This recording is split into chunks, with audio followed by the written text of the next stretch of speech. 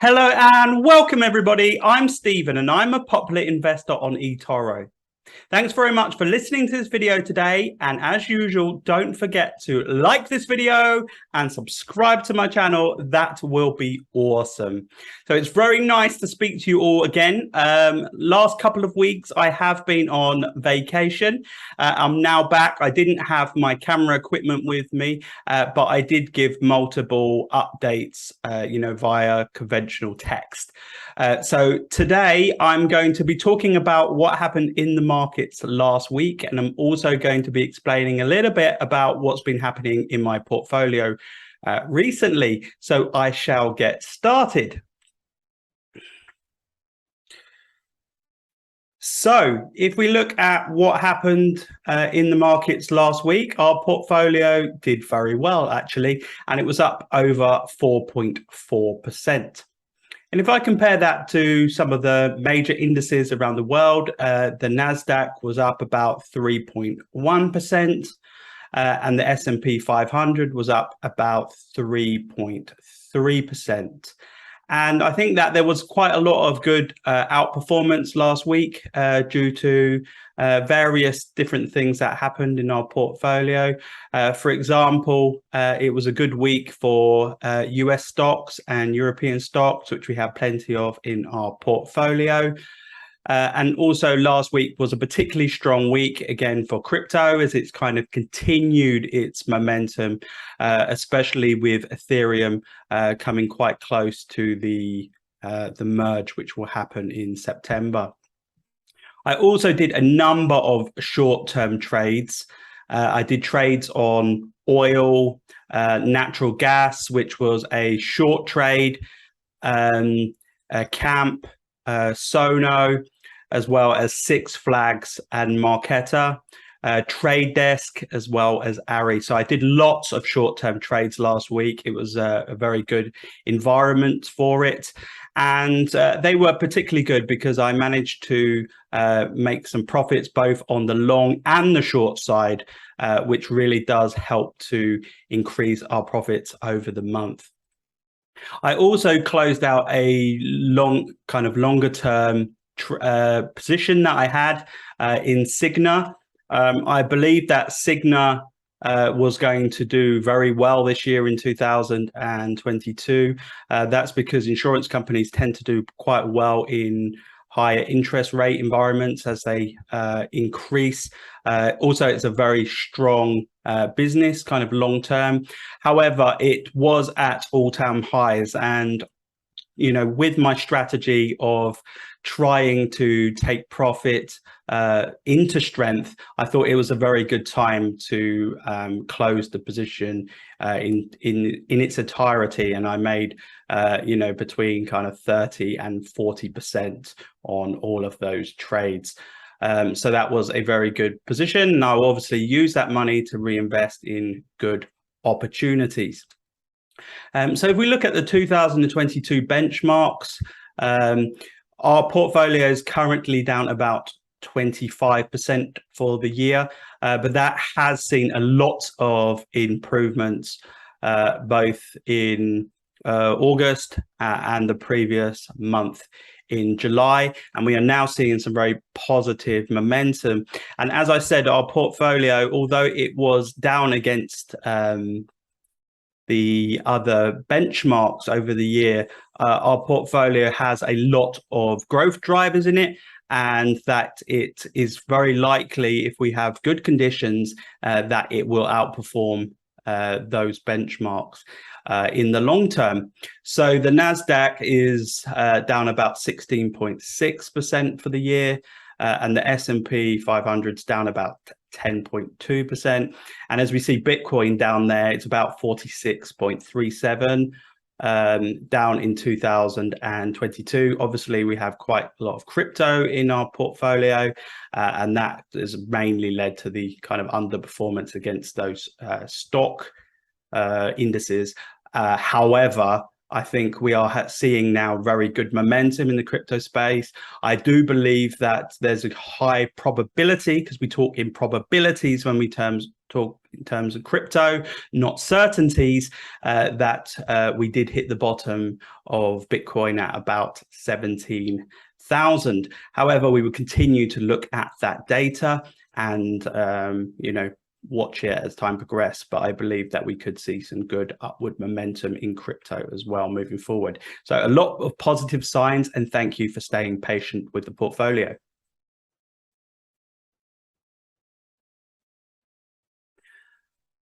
Okay.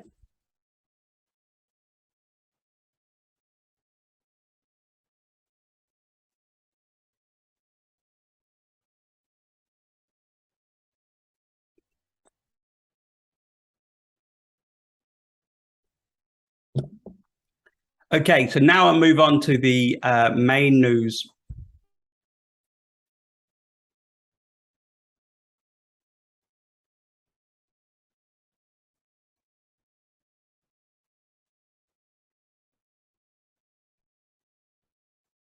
Okay, so now I'll move on to the main news of what happened last week. And it was a very good week overall in most of those markets, as I mentioned before.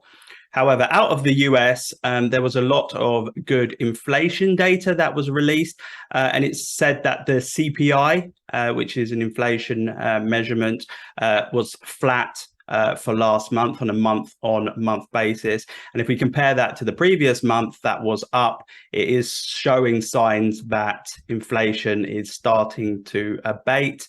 And if we look at those headline inflation figures, on an annual basis, they're at about 8.5%. So there are a lot of positive signs now that inflation has peaked or is peaking, and this is really kind of driving the markets at the moment. And they're saying that there's a high likelihood, if we look at the futures or the federal funds rates, they're saying that there's a high chance of a 0.5% raise in September rather than a 0.75 rate hike, which had been expected previously. And I think that's starting to be priced into equities.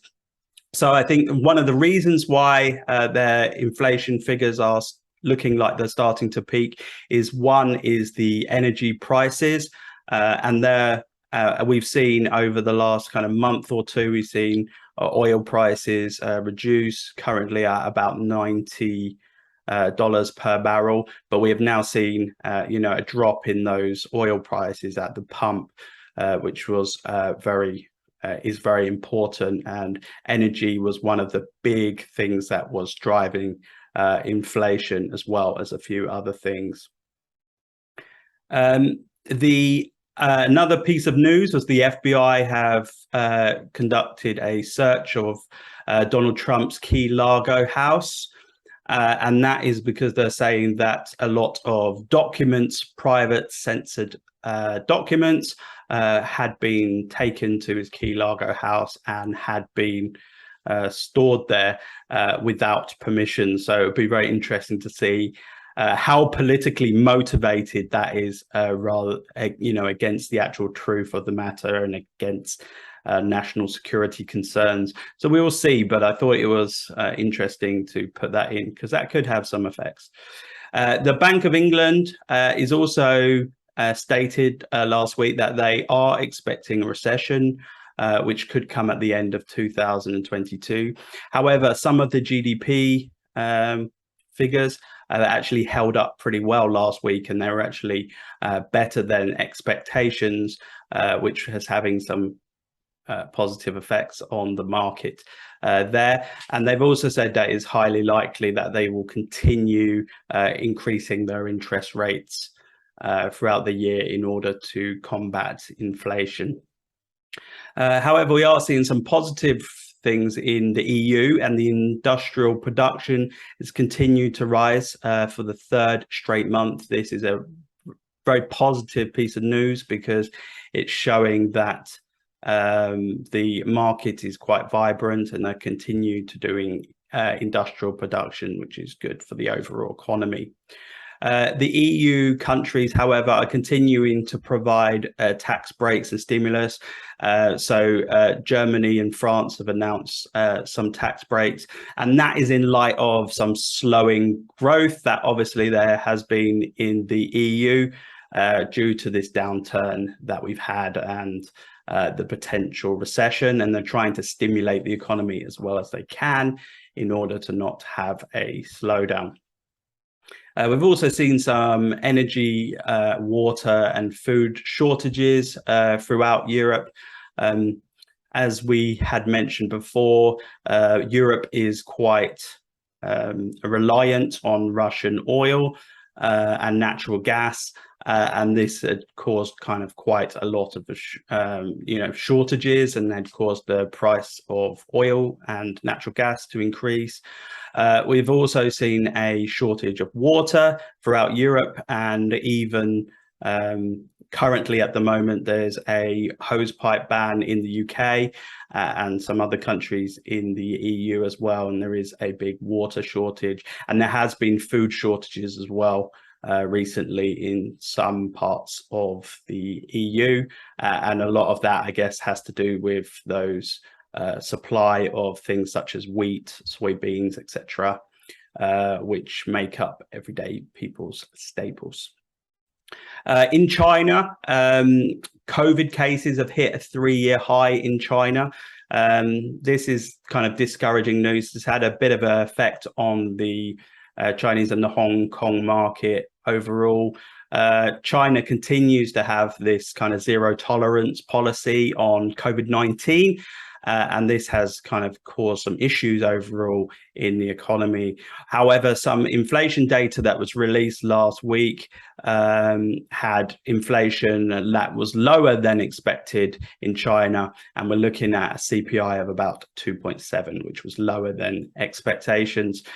So all eyes are really on China about what they're going to do in terms of stimulus and kind of a looser monetary policy, which would be beneficial for the Chinese economy, which is slowing. As we move on to the top 3 performing stocks of last week, and in number 1 was Bluebird Bio, and that was up by about 20.21%. And in number 2 was Wix, and that was up by about 10.76%. And we generally saw pretty good results last week, and stocks rising for companies with quite high betas. And Wix is one of those stocks that had been beaten down because growth stocks had been beaten down, and that was up about 10.76%. The third best performing stock in our portfolio last week was Dana Holdings, and that was up by about 10.24%. And Dana has actually been struggling quite a lot over the last year or so, and that is because of those supply chain bottlenecks. Dana Holdings, they make parts of vehicles, trucks, etc., and the rising costs of raw materials had continued to increase, which had put a lot of pressure on the gross profit, etc., and their overall costs and their operating costs. And however, those, with inflation look like it's going to abate, and interest rates, which may be lower, a lower rise in September, this looks like it's been very positive for the stock. So I'm going to do our regular Death by Charts edition. I've split this into 2 different slides, and that is because I received some feedback that it was quite hard to see all 4 charts on one slide. And the first one is US unemployment rate. And as we've seen, we saw kind of very high unemployment rates during kind of the start of COVID. Many companies started preparing for lower costs and slowing growth. And it got all the way up to about 14.7 at peak. And now we're really back at we're back at the lows before pre-COVID, and that's at about 3.5% at the moment. That may increase if we do run into a recessionary period, especially a lengthy recessionary period. However, very high unemployment rate and wages are going up, which I will show you in a moment. And the second chart that I wanted to show you to the right was showing the kind of US CPI, which is obviously on a year-on-year basis. And that was at about 8%.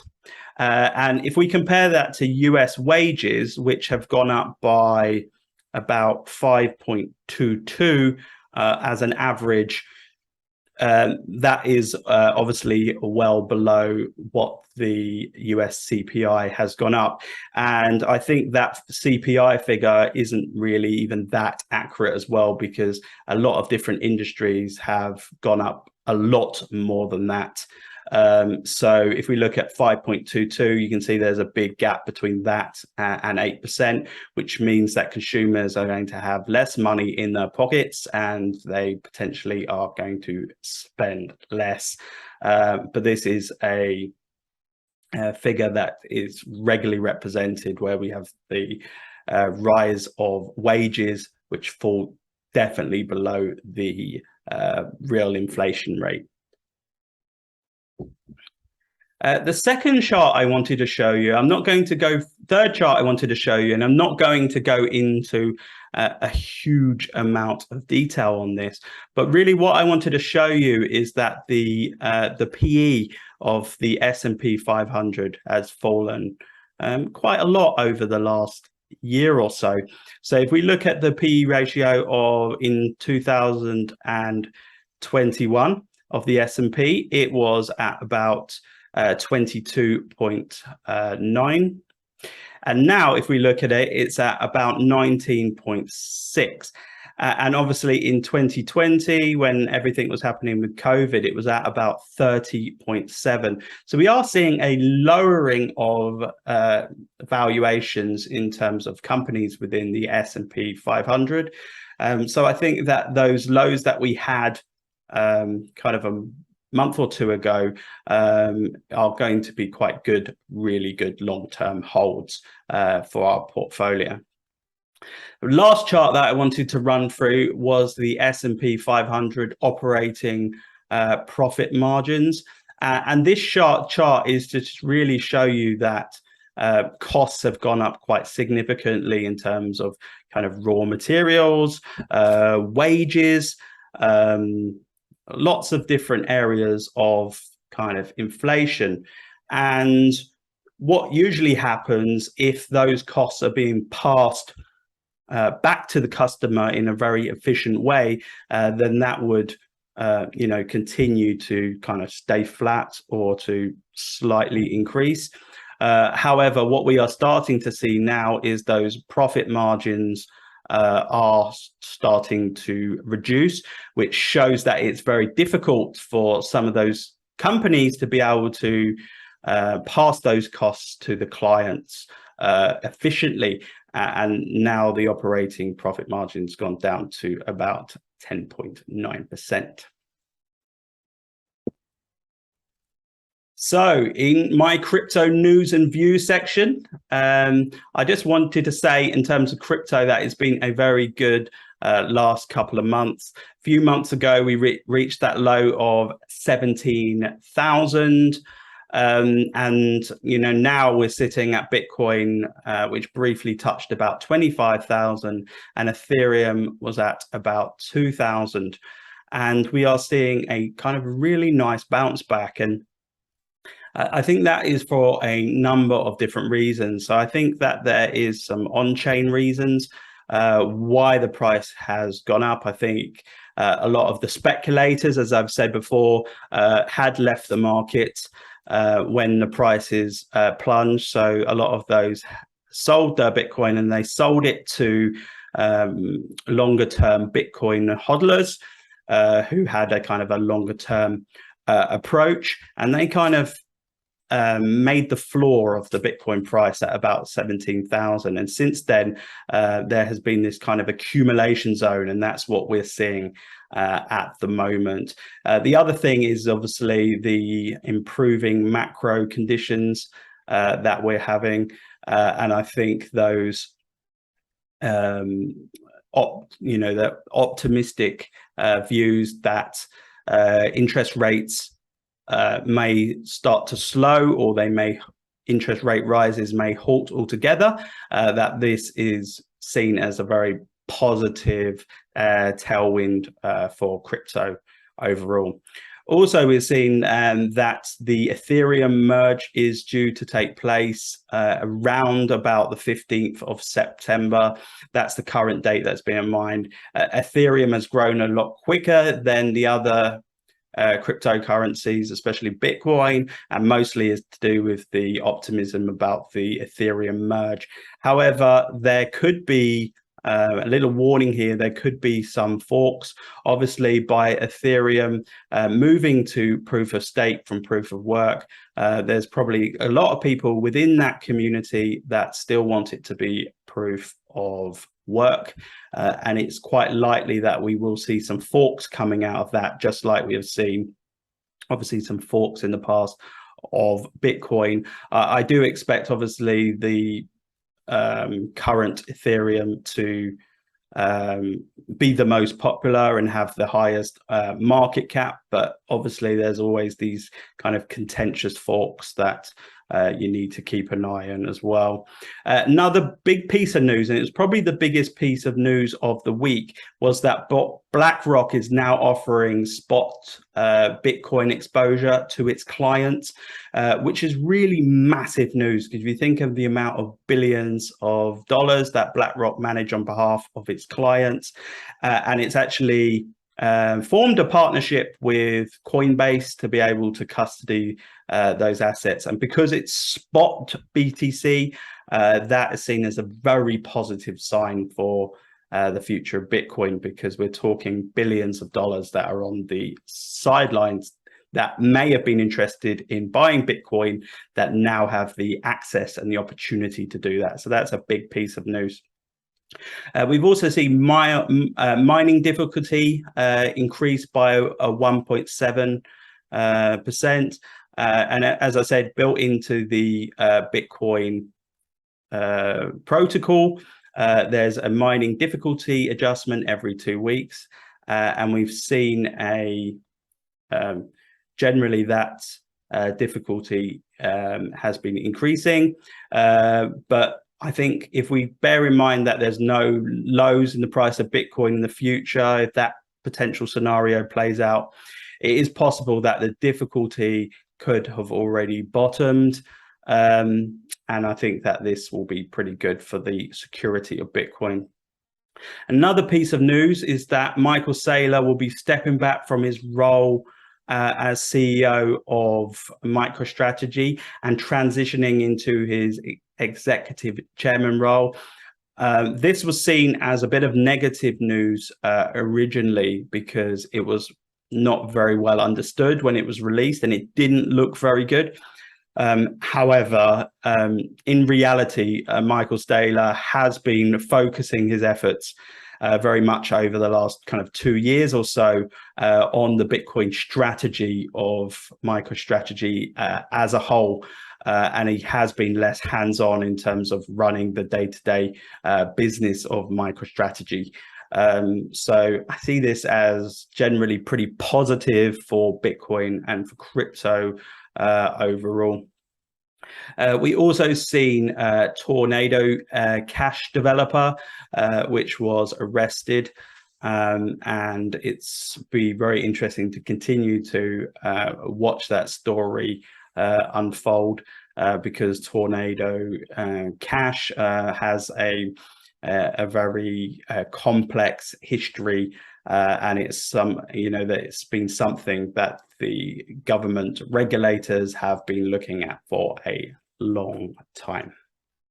And the last thing I just wanted to run through was just a few Bitcoin charts. And what I really wanted to do was kind of take a step back, because I think it's very easy for us to get into this habit of looking things at a very short-term basis. The price was here and now it's gone up 2% today, it's gone down 5% yesterday, etc. And really to take that step back and look at Bitcoin sometimes over its overall history. And that is what these two charts show. And what I really wanted to show is that Bitcoin over a 10-year period has a CAGR of about 114% per year. And that is the equivalent of about 2.1x per year. Okay, you have the years in the charts like 2018, for example, and we've had a tough year in 2022. But overall, the market has appreciated by an average of about 114% per year, which is, there is no asset in history that has achieved this type of results, even over a short period of time. And it's quite important to look at those. And the way I like to look at things is I like to look at things in terms of halving cycles, or in the Bitcoin world, these are known as epochs. And you can quite easily see, if you look at this chart, that Bitcoin prices tend to rise between each epoch as things develop. And that is mainly because of the fact that Bitcoin supply is already predetermined, and that gets reduced every 4 years in terms of mining rewards. And if interest and adoption continues to rise, as in demand, then this is usually very good for the Bitcoin price. However, we do see these very high peaks and these troughs, and there is quite a lot of volatility. So it's important to kind of have a long-term approach of Bitcoin, and you need to be able to stomach some volatility. The other chart I wanted to show you was the Bitcoin yearly candles. And what I want to show you here really is, I think people get very obsessed by what the all-time highs are in each year. And then they say, oh, okay, Bitcoin has reduced by XX% from the all-time high.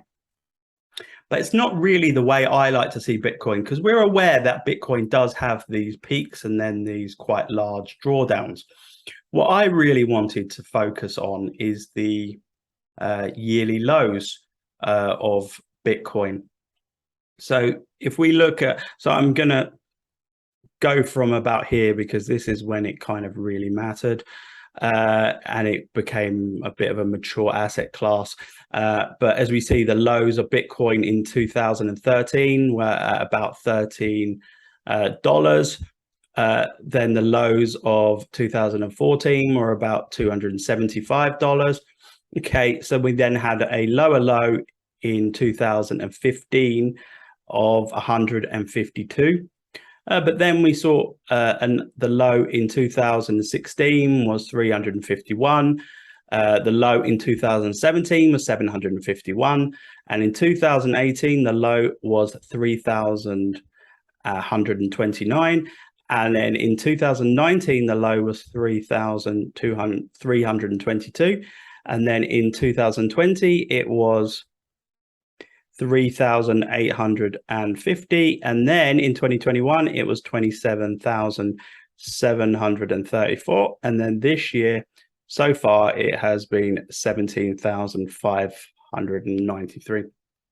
So if we generally look at this over a long time period, that low is becoming higher in most years. There's the odd year, as I said, when pointing out that figure, that there's a couple of years that the low had gone lower than the previous year, but on kind of a larger kind of macro picture, then it's actually been higher most years. So again, zoom out, let's look at Bitcoin as a long-term asset class which is maturing. There's going to be some volatility, but generally we will see higher prices as time continues, as long as the demand for Bitcoin continues to increase.